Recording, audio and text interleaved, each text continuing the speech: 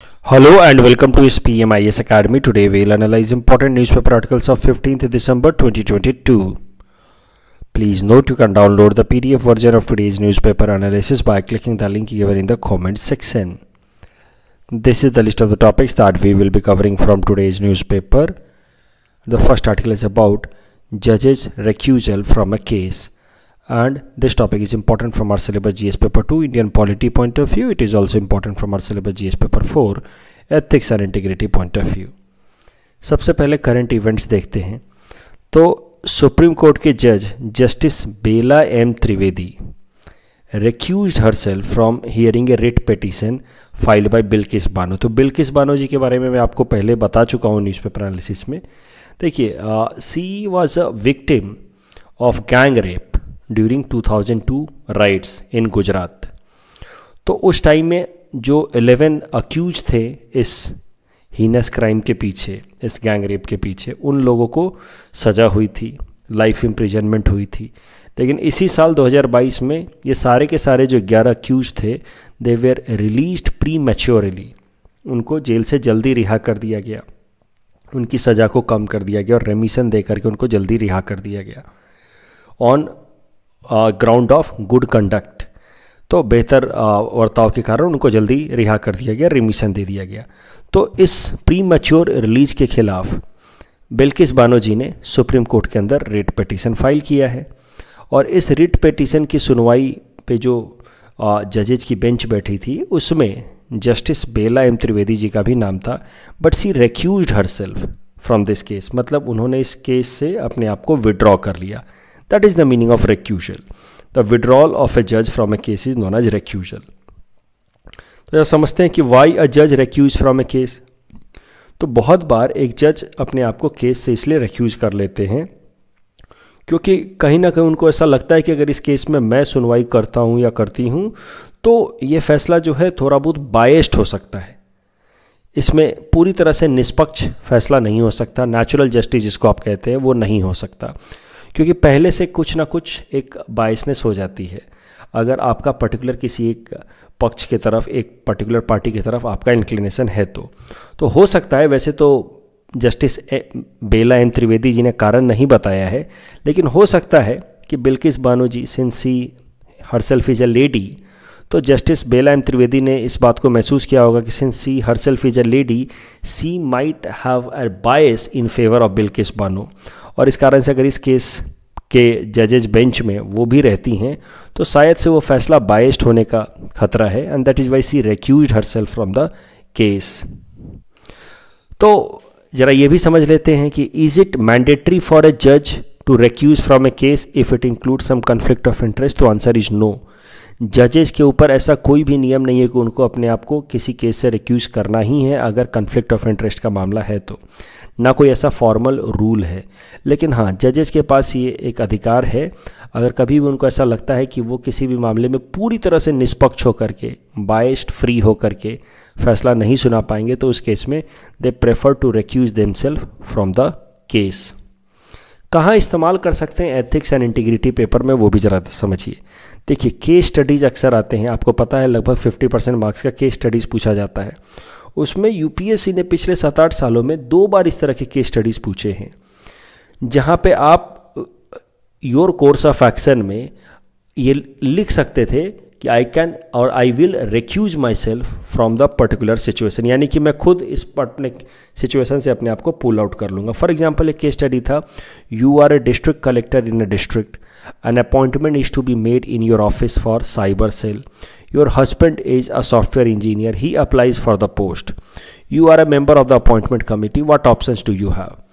तो देखिए, just because आपके हस्बैंड ने इस पोस्ट के लिए अप्लाई किया है आप उनको सेलेक्ट भी नहीं कर सकते, लेकिन आप इस ग्राउंड पे उनको रिजेक्ट भी नहीं कर सकते कि वो आपके हस्बैंड हैं और अगर आपने उनको सेलेक्ट कर लिया तो बाकी लोगों को लगेगा कि आपने बायसनेस किया है. इस ग्राउंड पे आप उनको रिजेक्ट भी नहीं कर सकते because in that way you would be doing injustice to the husband, to your husband. तो इस केस में सबसे बेहतर ऑप्शन होगा कि आप अपने आप को इस अपॉइंटमेंट प्रोसेस से recuse कर ले. तो इस तरह के जब भी सिनेरियो बने केस स्टडीज़ में तो आप अपने आप को उस केस से recuse कर ले.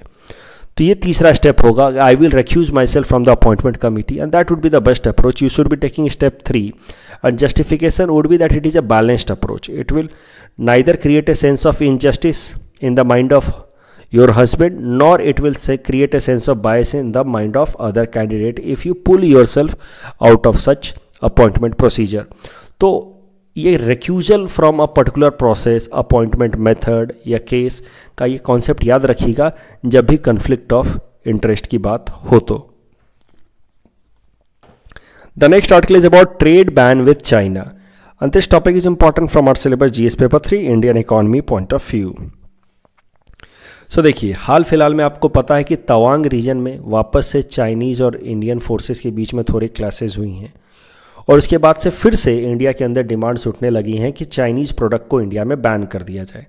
लेकिन इस आर्टिकल में यही कहा गया है कि अगर चाइनीज़ प्रोडक्ट को इंडिया में बैन किया गया तो वो इंडियन इकॉनमी के लिए ज़्यादा नुकसानदायक होगा.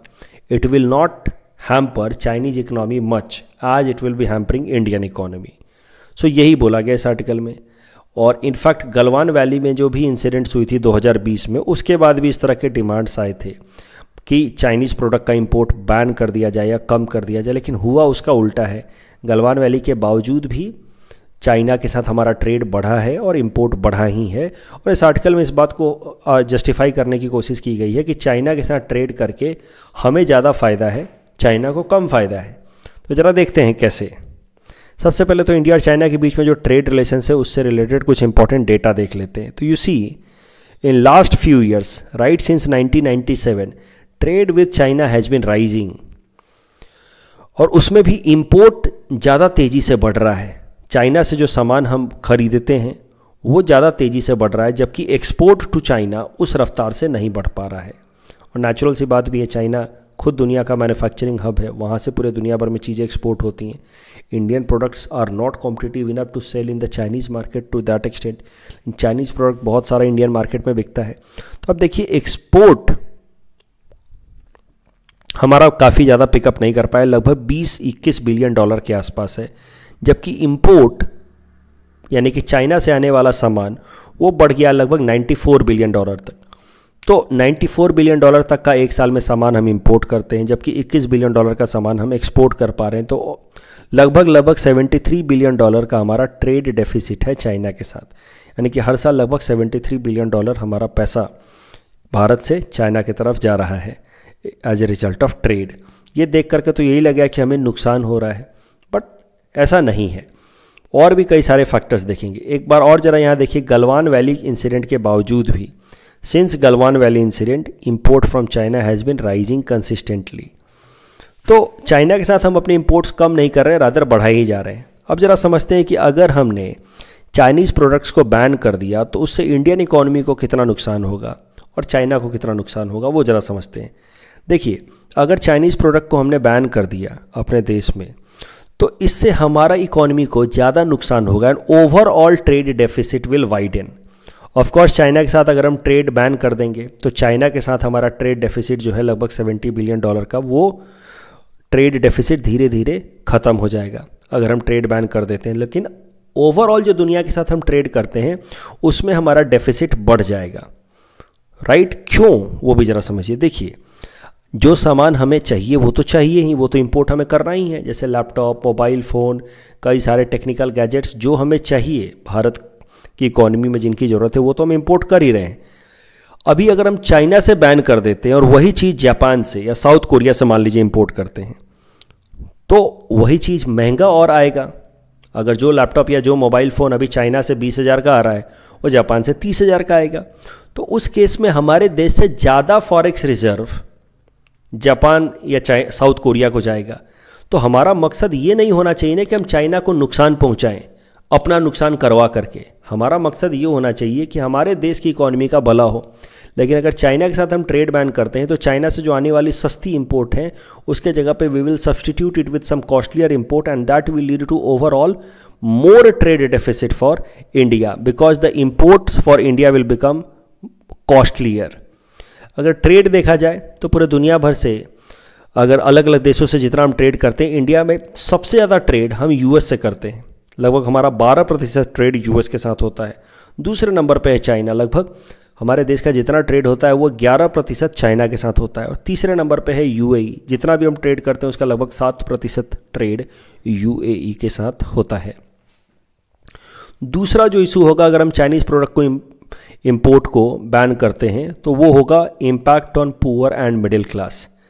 Look, the poor and the middle class in India uses many cheap Chinese products, right from Realme, Oppo phones and all. Many products, cheap products coming from China are used by the poor and middle class. Diwali के time में जो बत्तियाँ आती हैं, जो lights आते हैं, वो सब चाइनीज़ ही होते हैं ज़्यादातर।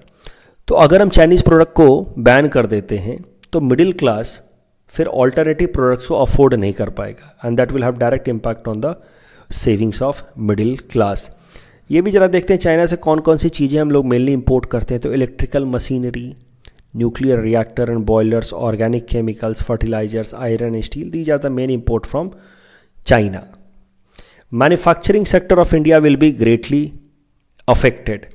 देखिए, हमारे देश में मैन्युफैक्चरिंग सेक्टर में कई सारी इनपुट लगती हैं। फॉर एग्जांपल अगर हम लोग कोई ट्रैक्टर बना रहे हैं तो ट्रैक्टर के लिए कई सारे पार्ट या कंपोनेंट जो है हम लोग इंपोर्ट करते हैं, उसमें कई सारा चीप इंपोर्ट चाइना से आता है।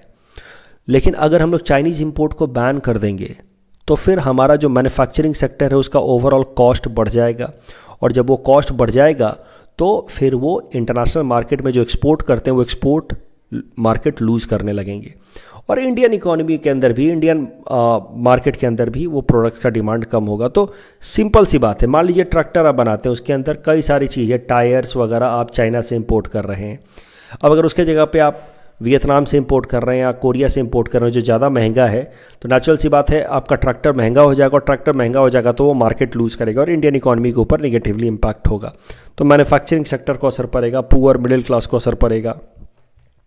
अगर ओवरऑल बात की जाए तो इंडिया का लगभग 10 से 11% ट्रेड चाइना के साथ होता है, लेकिन चाइना के पर्सपेक्टिव से बात की जाए तो उसका सिर्फ 3% ट्रेड वो इंडिया के साथ करता है, क्योंकि चाइनीज़ इकॉनमी बड़ी है ना।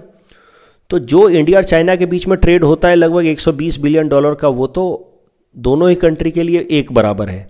हमारा और चाइना का ट्रेड लगभग $120 बिलियन का है, लेकिन इंडिया का ओवरऑल ट्रेड का वो अमाउंट लगभग 10% के आसपास है, जबकि चाइना के लिए, चाइना के ओवरऑल ट्रेड का ये $120 बिलियन सिर्फ 3% है। तो अगर हम ट्रेड बैन करते भी हैं तो हमारे ऊपर ज़्यादा असर पड़ेगा, because our major trade partner is China, but China का मेजर ट्रेड पार्टनर इंडिया तो नहीं है। So it will not impact China that much as it will impact India. और पांचवा और सबसे इंपॉर्टेंट बात कि अगर इंडिया एब्रप्ट तरीके से चाइना के साथ ट्रेड को रिस्ट्रिक्ट करता है और उसके ऊपर बैन लगाता है तो India will lose its credibility in front of foreign investors. India will be known for abrupt investment policies. अगर हम चाइनीज़ प्रोडक्ट पे सीधा सीधा बैन लगाते हैं तो it will tarnish India's image as well as a stable economy. और WTO में हमारे खिलाफ केस होने के भी चांसेस हैं। चाइनीज़ कंपनियां हमारे खिलाफ केस भी कर सकती हैं for violation of some of the WTO principles like most favoured nation and national treatment principles. तो ये सब इशूज़ हैं if we put directly trade ban on China. तो फिर क्या किया जाए? क्या जैसे चल रहा है वैसे रहने दिया जाए? तो हर साल लगभग 70 से 75 बिलियन डॉलर हम लूज़ कर रहे हैं चाइना को इन ओवरऑल ट्रेड, तो ऐसे भी तो नहीं रहने दे सकते। So alternative could be framing a long term policy with respect to China. So 20 से 25 साल का एक पॉलिसी बनाया जाए जहाँ पे धीरे धीरे जो चाइनीज़ प्रोडक्ट को हैं हम सब्सटीट्यूट करें with Indian product with better technical specification and cheaper cost.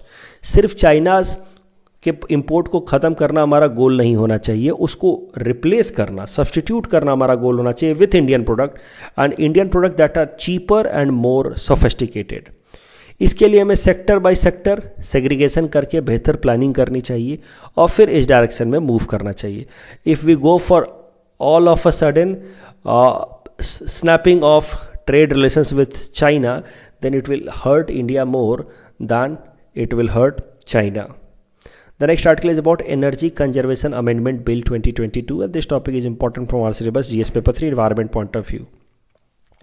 तो देखिए हाल फिलहाल में पार्लियामेंट ने एनर्जी कंजर्वेशन अमेंडमेंट बिल को पास कर दिया है। तो अब प्रेसिडेंट के साइन करने के बाद ये कानून बन जाएगा। Energy conservation amendment bill has been brought by amendment of energy conservation act 2001। तो ये हमारे देश का अभी तक का सबसे इम्पॉर्टेंट कानून था एनर्जी रिलेटेड एफिशिएंसी को बढ़ाने के लिए। जैसे आप 5 स्टार रेटिंग वगैरह ये सब देखते हैं ना, एसी वगैरह पे जब आप खरीदने जाते हैं, तो ये सब इसी एक्ट के अंतर्गत शुरू किया गया था। एनर्जी की बेहतर से बेहतर एफिशिएंट इस्तेमाल हो, ये कोशिश की गई थी एनर्जी कंजर्वेशन एक्ट 2001 में, और उसको अमेंड करके उसको और ज़्यादा कॉम्प्रिहेंसिव बनाया गया है with help of the recent amendment energy conservation amendment act of 2022। तो क्या क्या प्रोविजंस ऐड किए गए हैं as a result of this amendment, वो जरा देखते हैं। देखिए, a central electricity regulatory commission बनाया गया है। तो वैसे तो एनर्जी प्रोड्यूस करने वाली कंपनियों को फ्रीडम दी गई है कि अपने हिसाब से वो प्राइसिंग डिसाइड कर सकते हैं, but overall the pricing will be regulated by central electricity regulatory commission. तो प्राइस मोटा मोटा मार्केट बेस्ड डिटरमाइन होगा इलेक्ट्रिसिटी का per unit, but under overall regulation of central electricity regulatory commission. दूसरा, energy conservation and sustainability code. तो देखिए, हर एक वो बिल्डिंग जिसकी कनेक्शंस लोड 100 किलोवाट से ज़्यादा है, उन हर एक बिल्डिंग को some energy conservation sustainability codes जो रिलीज़ किया जाएगा एज पर दिस एक्ट, उसको फॉलो करना है। तो बिल्डिंग की कनेक्शन अगर 100 किलोवाट से ज़्यादा है तो फिर उस बिल्डिंग का एक पर्टिकुलर डिज़ाइन होना चाहिए जिससे उसकी हीटिंग रिक्वायरमेंट, मतलब कूलिंग रिक्वायरमेंट कम हो, एसी की रिक्वायरमेंट कम लगे। तो इस तरीके से एक पर्टिकुलर लिमिट से ज़्यादा एनर्जी रिक्वायरमेंट वाली बिल्डिंग्स को एनर्जी कंजर्वेशन कोड्स या सस्टेनेबिलिटी कोड्स को इम्प्लीमेंट करना है। स्टेट गवर्नमेंट्स चाहें तो अपने अपने रेस्पेक्टिव टेरिटरी में ये जो 100 किलोवाट वाला जो थ्रेशोल्ड लिमिट है, जिसके ऊपर के सारे बिल्डिंग्स को ये नियम मानने हैं, उस थ्रेशोल्ड लिमिट को घटा भी सकता है।